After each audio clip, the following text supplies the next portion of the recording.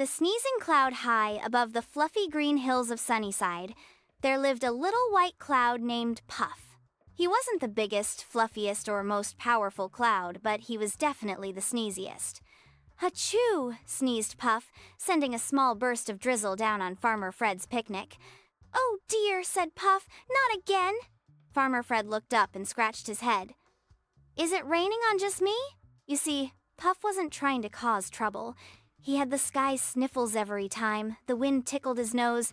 He'd sneeze, and every sneeze came with a splash, a drizzle, or sometimes even a rainbow.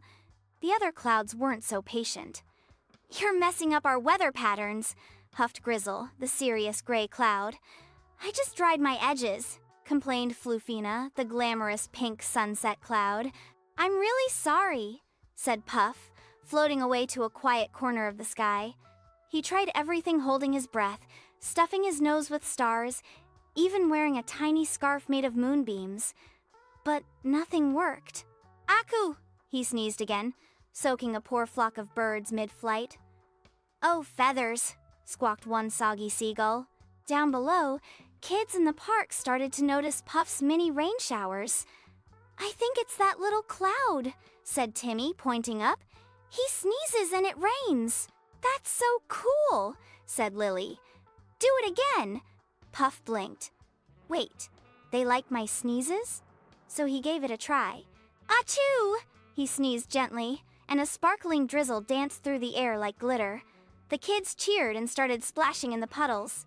"You're amazing, Cloudy Puff!" one shouted. Word spread fast.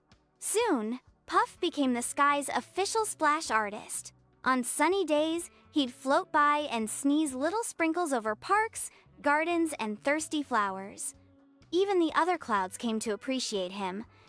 "Your drizzle made my roses bloom early," said Grizzle. "That rainbow you sneezed yesterday? Gorgeous," added Fluffina. "I guess being sneezy isn't so bad after all," said Puff, feeling proud for the first time. Just then, "Achoo!" Everyone got a little splash. Everyone laughed. Moral of the story: what makes you different might just be your superpower.